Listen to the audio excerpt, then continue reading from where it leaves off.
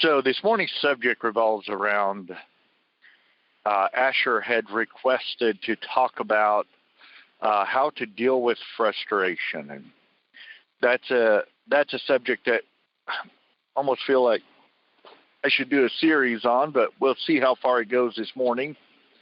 It's a subject that we could go many directions on and still be on target. However, I'm aware that this little bit of time that I have this morning, I'm not going to be able to go in all those directions. And even if I had the time, I don't have the understanding of human nature and human behavior to the extent to touch every element of what revolves around frustration, what causes it, and how we deal with it, and how to best use it to fuel ourselves. You see, living day in and day out with the anger fuel, that's a corrosive fuel. That's a corrosive mental fuel. But frustration, which comes and goes in many cases, is sparked by boundaries. You see, we have mental boundaries of things that are unacceptable. So sometimes anger is a good thing because it's a protective anger. Like if I have good boundaries, anger will show up to protect that if somebody is threatening or I am threatening to step over those boundaries that I've created. I will experience anger and frustration because those are boundaries. Those mean everything to me. That is a part of me. It's my hand. It's my fingers. It's a part of me. And so when I'm getting ready to sever this thing that's a part of me, to cut it off, to hurt it, I'm going to experience anger because that's a boundary that I've set. It's a standard that I'm going to live by.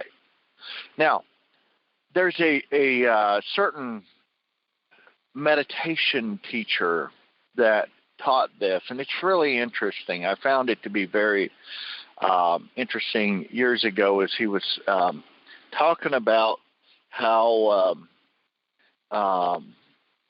when you feel frustration, number one, to realize that it comes from boundaries. You see, not all boundaries are healthy.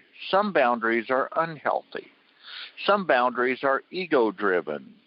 We have boundaries that are driven by ego. If somebody says something negative about me, they have crossed my boundaries, and I get frustrated, I get mad, I'm going to let that guy have it. I might smile, but I'm going to get back at him. I'm going to let you just watch out. The next time I get a chance, that guy's going to have it. Yeah, I got him on my mind. Those are unhealthy boundaries. They were mean to me. Just watch out. What's good for the goose is good for the gander. They're getting it back. Unhealthy boundaries. You get frustrated and you're committed to giving it back. Well, if you can't have it, if I can't have it, you can't have it either. That's another set of boundaries that are very unhealthy boundaries. And then frustration shows up when that boundary is threatened. That's where frustration comes from. Is the origin is boundaries. Now, some boundaries, when we look at it, need to be adjusted. Some boundaries need to be strengthened. Once we realize where the frustration came from, we realize it was a healthy frustration. That boundary needs to be strengthened to the extent that they're so strong that we, even ourselves, won't tempt to challenge them. Like operating below our God-given means. That should be a boundary that all of us have, that we choose into frustration if we see ourselves operating below our God-given means in every area. So much so that we step up our game and do what needs to be done, when it needs to be done, and how it needs to be done. Let's come back to this philosopher's ideology around how to deal with frustration. I'm going to use his thoughts, but combine it with my own, as we were discussing earlier about boundaries and how to sometimes strengthen boundaries and sometimes remove boundaries completely if they were ego-driven, or adjust them if they were somewhat of good quality but mainly ego-driven. So some of them have good qualities, but it might still be a reflection of one's ego, and so the boundary needs to be adjusted. But so this philosophy says use the RAIN format or the RAIN idea to work with frustration. Like rain, okay, wash it off. No, not exactly, but I guess we could view it that way too. So RAIN spells out, the first letter of it would be recognize. Recognize that you have it. You feel the frustration coming up, feel the anger coming up, just recognize it. Take a moment to recognize it's there. The next letter, allow it. Just allow it to be. Allow yourself to be in the moment, to experience what you're experiencing. So you're recognizing it, you're allowing yourself. You're not acting. Now talk about acting out, like taking a swing at the guy's nose. I'm not suggesting that. Don't allow that, but allow yourself to be in the moment, to recognize and allow yourself to just experience what your mind is trying to tell you. There's a lot to be discovered in that. And then identify where it comes from. Identify its origin, the boundary that has been tested for this frustration to come up, the boundary that has been challenged. Identify its origin. Identify where it comes from and what it's doing. And then lastly, nurture that little 7-year-old within you, a little fellow that's feeling hurt, feeling challenged, feeling pushed out or pushed back or talked down to, or whatever it is that little fellow's feeling, that little person. Nurture that.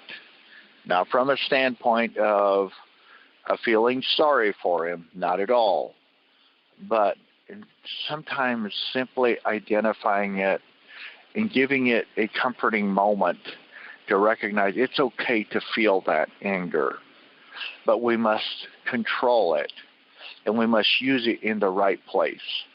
So sometimes when we nurture that, you take away the shame and the guilt of having felt frustration.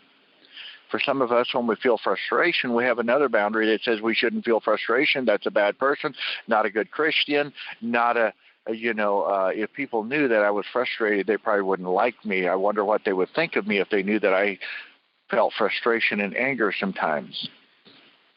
That's another unhealthy boundary that's connected to the boundary that was just stepped over. So we have interlocking boundaries sometimes that it's a chain reaction. Once you've allowed frustration to come, it immediately challenges another boundary that has been set that says you can't feel frustration. So it just has a chain reaction that continues, like splitting the atoms. With that, recognizing it, allowing it, identifying it, and nurturing the part that was supposedly hurt or challenged. In that process, discover your boundaries. What boundary has been challenged that you felt that frustration? And then does that boundary need to be adjusted? Does it need to be put out? I'm reminded of Moses. He had boundaries. He comes down off the mountain and he discovers a golden calf. He discovers the people that had walked through the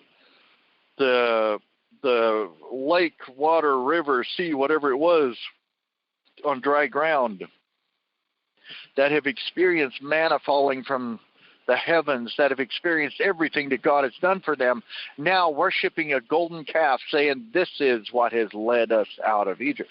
That aggravated him. It totally did, stepped over his boundary.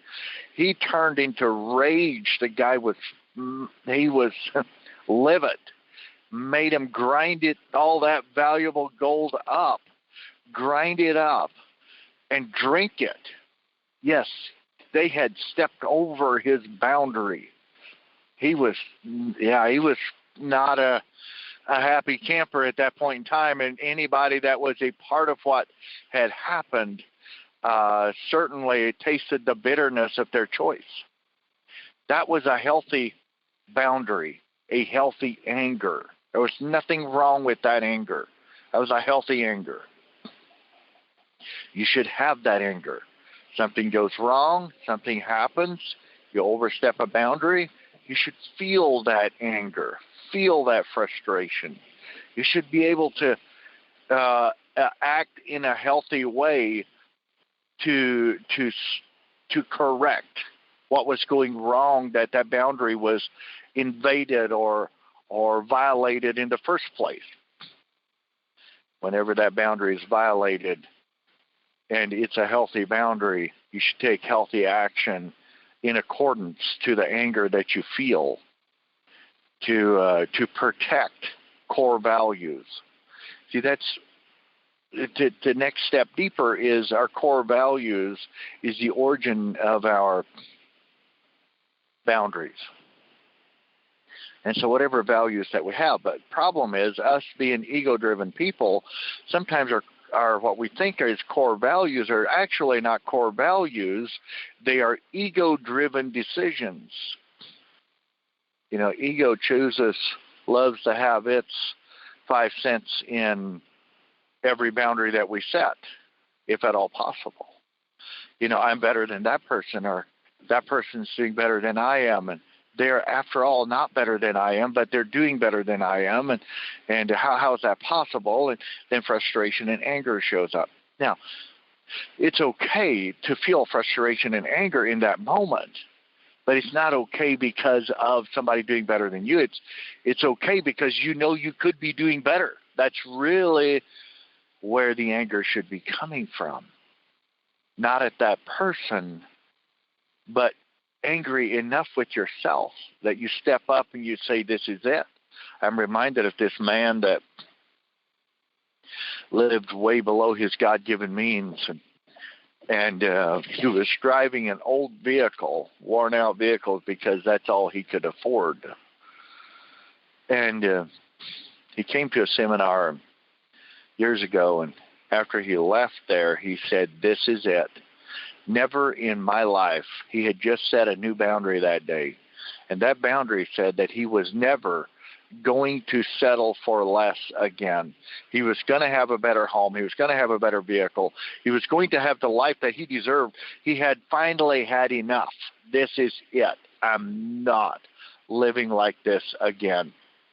He takes a 12-gauge shotgun, shoots his car full of holes so he couldn't drive it again, and was forced to step up his game, which he did. Ended up purchasing another vehicle much nicer and had something that would get him safely back and forth to work. And he continued until he ended up doing very well in life. You see, he created a healthy boundary. Now, I'm not suggesting take a shotgun to your vehicle. Not even close.